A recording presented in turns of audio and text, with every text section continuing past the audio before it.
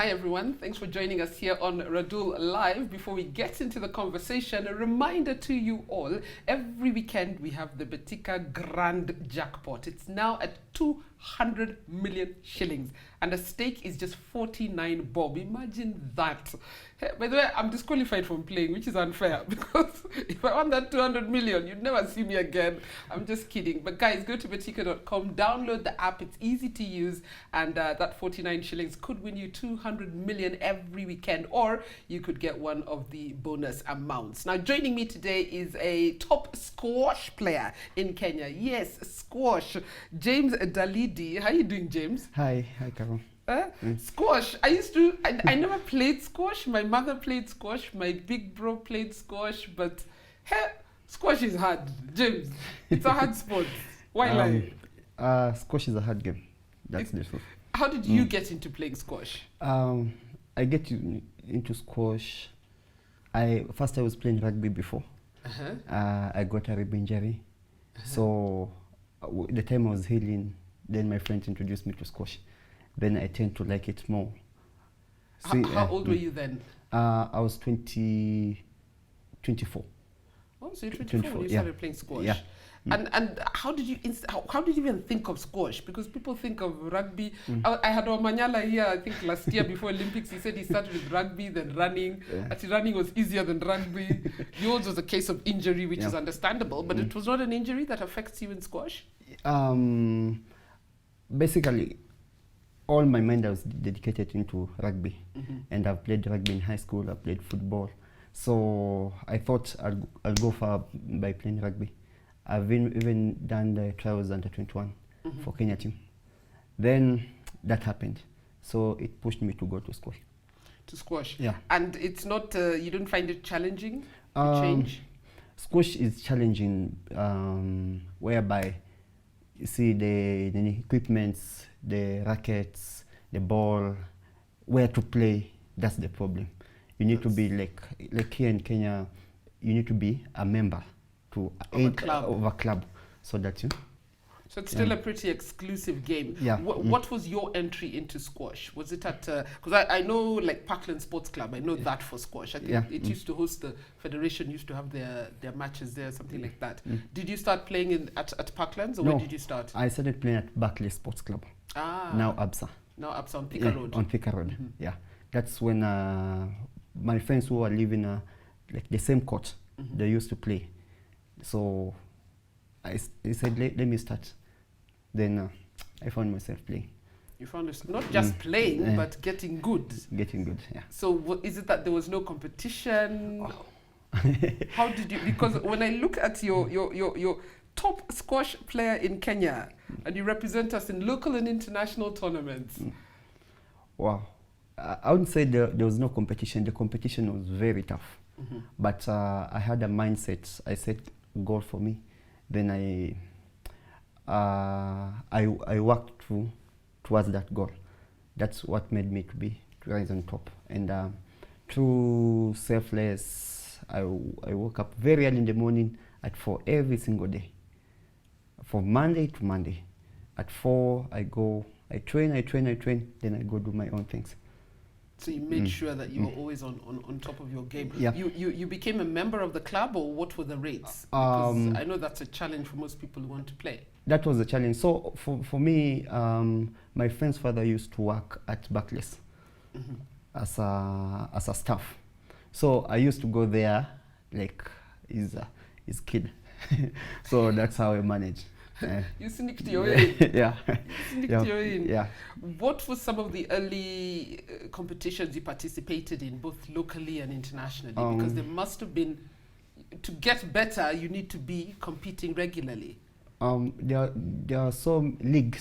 We used to have a squash league going on, which was very vibrant among all the sports clubs. So first I played for Impala. Impala for my first, it was Division 3. I played there, then I won all my matches, so I got promoted. So I played for Kengen. I went to play for Kengen now, Division 1. We played, then we won the league. So that was I think that was my peak. So I decided now let me now focus on myself. Now I left everything I was doing, then now started focusing on squash. You made squash your career now. Yeah, I made squash. When you say you played for Kengen, they employed you, or how does it work? No, you see, their staff used to play at Parklands. They need to play at Parklands. So for me to play for Kengen, which it will allow me to access Parklands. Okay. Yeah, I can play for in Parklands for free. So that's how I got. Yeah. So what are some of the international tournaments you've participated in, and how did you fare? Oh, I've played in a couple of international matches in Uganda. I played in Uganda several times. I've played in Zambia like 4 times. I've been in South Africa. But my biggest achievement was this year, last month. I went there for RSM Zambia Open. And Zambia is known to be a squash nation. It's a squash nation. Yeah, squash nation. So I went there. I managed to reach the finals. I was a finalist. That's good. Yeah, that's fantastic. So that was like Africa, Zambia Open, or what? It was Zambia Open. Zambia Open. Open. There are so many countries who had come. Then yeah. And when they say open, I'm just to explain to those people who are not so sure. When they say open, it means you're participating with any country. Any country. Any invitational. Yeah. Any country who's been invited. When it's closed, it's that country only. Yeah. So what is the squash space like in this country in terms of, because most of these clubs are in Nairobi. Do they play squash out of Nairobi as well? Yeah, I've won a tournament in Naivasha. I've won a tournament in Kisumu. I've done so in Mombasa. So even Malindi.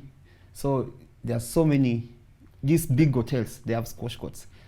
Yeah, so you take advantage of that. We talk about the way I know squash, traditionally in Kenya, it was an Asian sport. Yeah. That's true, eh? Yeah, that's true. But now it's evolving. Now it's 50-50. It's 50-50. If you train, you're good. Because you see, some of the challenges, why you're saying it was a Asian sport is they can travel, they can go get exposed and come back. They have resources. Yeah, they have resources. Yeah. Whereas us, we are struggling to make ends meet. Yeah, sure. But slowly, more Kenyans are getting into. Yes, slowly, more Kenyans are getting into it, and we are trying to see how we can improve. So there are some programs coming up. We have just formed a new federation. Now it's Squash Kenya. It's not really into, there's an interim committee for that, but we are registered under NOC. As Squash Kenya? As Squash Kenya. Is that the only federation, or there's another one? It used to be called Kenya Racket Squash Association. But now we have changed the name to Squash Kenya. Squash Kenya, but it's the same organization. Same, but different people. But different, okay. Yeah. But you're not fighting with anyone? No. I keep hearing that 2 boxing federations, 2 bodybuilding federations, 2... Now it's only Squash Kenya. So you guys don't have domains? No, not anymore. We used to have, but not anymore. Okay, it's normal. I mean, until you find your footing, it's normal for those domains to be there. Yeah. Tell me about this, because my mother played squash. She was a Botswana Open champion in the 70s and early 80s. But I remember her racket was round and wooden. Yeah. It got evolved now to this. Now we use it got from wooden to aluminium. Now we're using graphite. Yeah. So, and then they changed the face. The face, we have different face. This is called a round head face, and we have a teardrop. A teardrop now one. So it depends on how you're feeling. Your game is, so you can choose any two. Choose any of the. This is really light. This light, and they are even more lighter than this. Yeah. Depending now on the, if you want good racket, you need to have money. A good one, it costs about between 21 and 29,000. So it's not cheap, eh? It's not cheap. The reason I didn't play squash, the reason I played badminton, not squash, is because of the weight of the racket. Maybe I'll change. Yeah, now it's very light. But even badminton is not cheap. I think I got rackets here. Where are my rackets? Yeah, they're not put up today. I think one was like 5K or something, but that's very for an amateur, Yeah. not a professional. So squash is played, for those who don't know, it's a racket game, and then this is the ball. Yeah, that's the ball. I thought this ball was hard. No, it's not It's hard. soft. Yeah, it need to bounce. Yeah, but isn't it easier to bounce if it's hard? No, Because it's rubber, eh? it's rubber. It has to bounce, and it gets popped after you have used for some time. Hey, okay. When I was young, my mother played squash, so I know about the sport. Yeah. But I don't. I'm no good. I'm no good. Yeah, Are there women who play a lot of sports, squash as well here? Yeah, we have women who play squash. Yeah, but now we're encouraging them to play more. So we have a program where more women are coming to play, and more children are coming to play. Okay. Yeah. I want to take a very short break. When we come back, I want to know what support you need from, whether you get any support from the government, what support you need from corporate, what support you need from fans, and what your hopes and dreams are for this sport. Because there's so many people who play different sports here in the country, but we don't even know about it. We don't even know how we can help, even for those who do want to help. So be able to tell us that. We'll be right back in just a bit.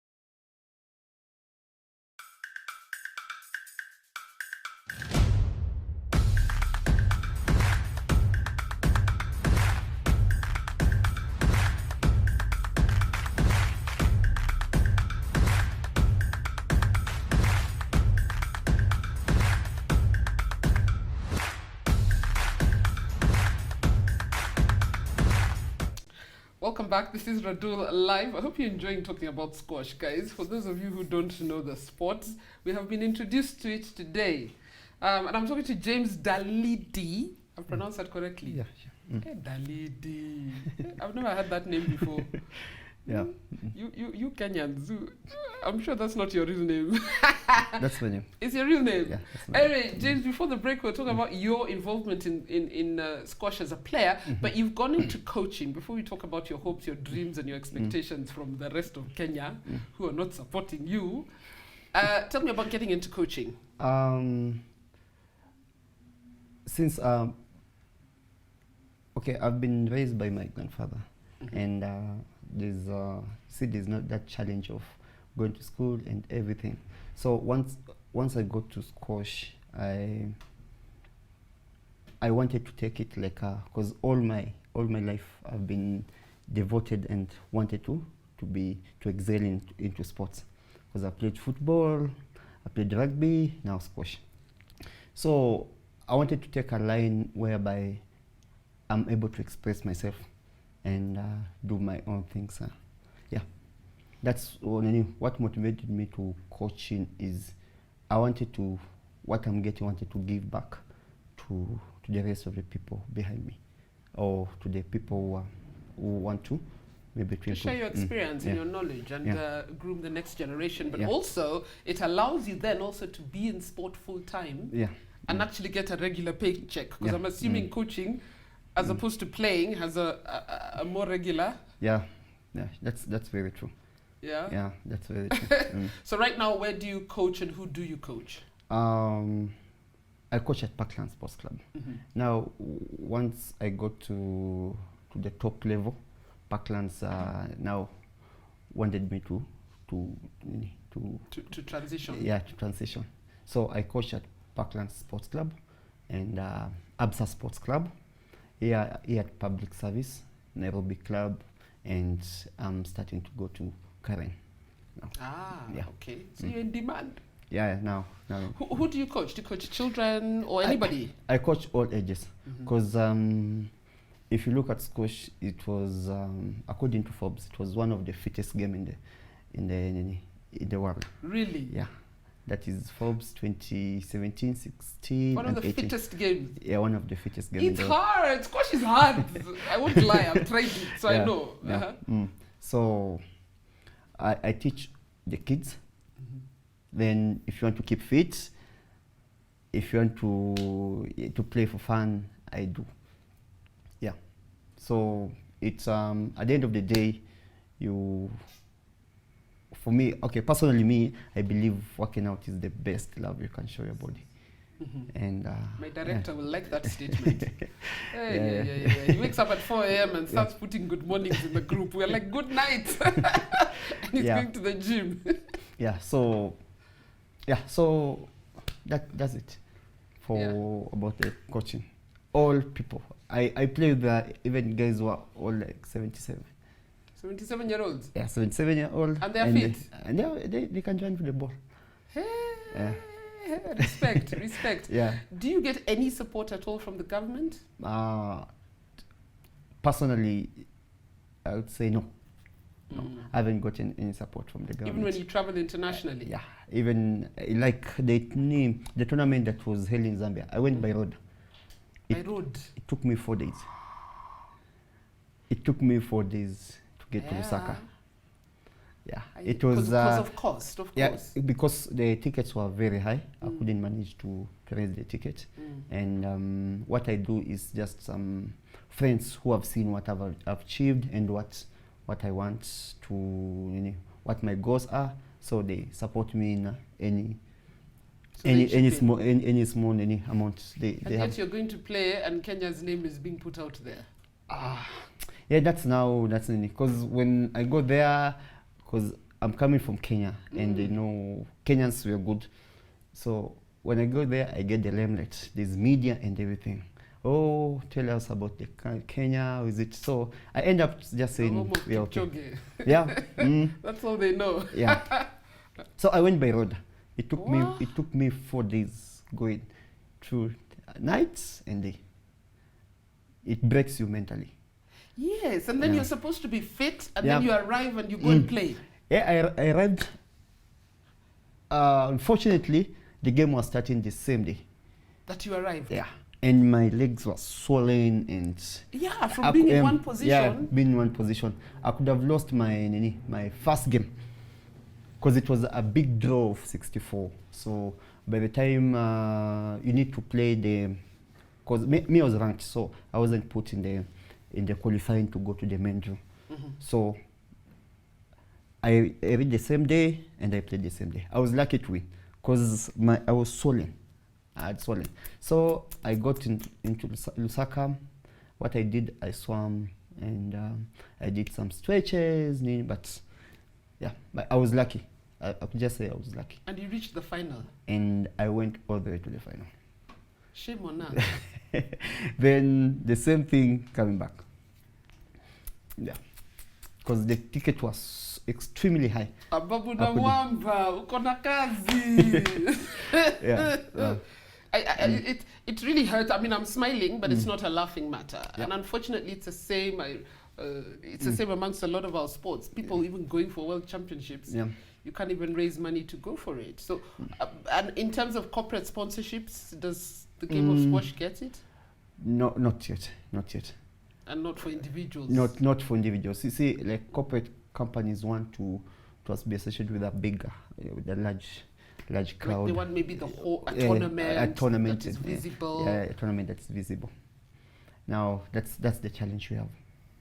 But I've set my goals. I've been going for training. I went to South Africa for training, whereby I just self-sponsored. I got some few people who helped me to go. So I went there for about I've stayed there for about 5 weeks. I went there, I trained, I came back. Now that when I came back, my game went up. Yeah. Then I went to Uganda. I've gone to Uganda like 4 times because those were good. When the Ugandans used to come here, they are winning tournaments here. So I used to go there like for 2 weeks, train with them, then come back by bus, then come back. Yeah, it's I don't know how it's, but it's been really challenging. Have you tried as an individual to brand and market yourself? That's what I'm doing now. Now I'm in that top, I'm in the top position now, whereby you're top ranked in Kenya. Yeah, top ranked in Kenya now. Ish. So what I'm doing, I've set goals for myself. I want to join the PSA. The PSA, that's a circuit for squash. It goes worldwide, it's globally. Yeah, and like ATP in tennis or something. Yeah. Like ATP. Yeah. So it the circuit has like around 18 to 17 games. 17 many places. It goes to the US. It's like a tour. Yeah, it's a tour. Like the Formula 1 tour. Yeah, Rugby Sevens tour. Yeah. So that you're constantly playing. Yeah, I'm constantly playing, and you see, like other people, like other countries, what we have is like Egypt is the best country in squash in the world. They are in the world, Egypt. Wow. Yeah, they are sponsored by their Egypt Air. You'll find Egypt Air sponsoring. There's a guy from Colombia is being sponsored by their own companies. If you is one of the highest paid squash players in the world, and one of the highest paid sports person, because he's always in the billboards in their countries and advertising. So taking it seriously. They're taking it seriously. So it's no wonder they're the best in the world. Yeah. Because you have to get behind your sports people. Yeah. So if you join this tour, does the international body fund it, or how do you? So I joined it. It's joining that tour is around 84,000 shillings. 84,000 shillings. Just to join. Just to join. I personally saved the money. I joined the tour in 2020. Then COVID came. You see, it went like that. So they can't refund. It's like for a year or what? Just for a year, for a season. Then you renew it. So I've set goal again. I want next year to join the tour again. At least out of 17, at least I go to about 5. If I happen to get sponsors or any people behind me, maybe I'll play both of them. But I'm really looking forward to it. Are you on social media? Have you branded your social media well? You should. Okay, I'm not so active in social media. You need to be. You need to be, especially on Facebook and Instagram, because nowadays, when you go into a corporate office, they ask you about that. What's your social reach? Because at the end of the day, anyone sponsoring you wants to sell products.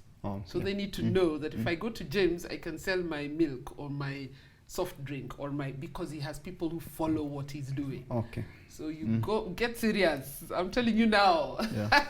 Get serious on social media. Brand yourself nicely. I'll even share your links to your profiles, and then take pictures of you in training, you in competition. I'm sure you have pictures you've taken. Yeah, I have pictures on tour. And show people, because eventually the brands are good. I get so much brands. I get so many brands on my show and on my digital platforms because of building that platform for them and that social reach. So try that as well as an individual, but also as a federation. Squash Kenya needs to begin to, and I need to speak to someone from Squash Kenya. They need to begin to, they are the ones who should be giving you this information I'm giving you, you know. You should be telling us, you guys as because you see all these players around, the way you're talking about the best player in Egypt on billboards and whatever. I'm sure somebody has guided him, somebody in marketing and branding has guided him on how to make himself look attractive to corporate Kenya, and so that you get that support as well. So what are your plans? What are your plans apart from joining that tour? My plans is well, what are your ultimate hopes and dreams for squash in Kenya and for yourself? Okay, I want to lift the level so high up so that I create the room for other people who are coming. Yeah, because even if myself I can't make it to that level, I want someone behind me. You want to coach someone to do that, or inspire someone. Inspire someone to do that. I think in that aspect you're on the right track, I think. Yeah, because you see, like we have the upcoming all Africa games. And say most of our players are not in the country. They are abroad. So we are having a challenge of forming a team, because forming a team and to go to participate. And you have to go as a team, not as individuals. There are both slots, individual and as a team. And I'd hope this time round, if we had gone as a team, we'd have had a chance of maybe being out of maybe 15 countries invited. Maybe we'll be top 3 or top 4. It's possible. Yeah, it's possible. It's possible. It's possible. Yeah. Well, James, I just want to say thank you. I want to say thank you for coming today on Radull Live. Yeah. I hope we begin to give squash a lot more attention. Yeah. Clearly it needs it, because that's another thing corporates will ask. Are you ever in the newspaper? Are you ever in... Who talks about you, you know? Yeah. Which is, so I hope this is a good start. Yeah, it's a good start. Good continuation. But I want to thank you. I want to thank you for coming on Radull Live. James, thank you for having me. James Dalidi. Dalidi. Yeah. We're going to see your name in lights. James, how old are you now? Now I'm 31. You're 31, so you still have playing years. I still have like 8 years of playing. 8 years of playing. Competitive. 8 years of playing. Let's get you to the top in those 8 years of playing. Thank you. Yeah. James, thank you so much for coming on the show. And thank guys, you so much. I hope you've enjoyed listening to James talk about squash, and you'll give him the support. If you are corporate watching, pesa. And my friend Ababu has no idea what's waiting for him. Guys, thanks for watching Radull Live. We'll see you again next week. Bye-bye. Bye. Thank you.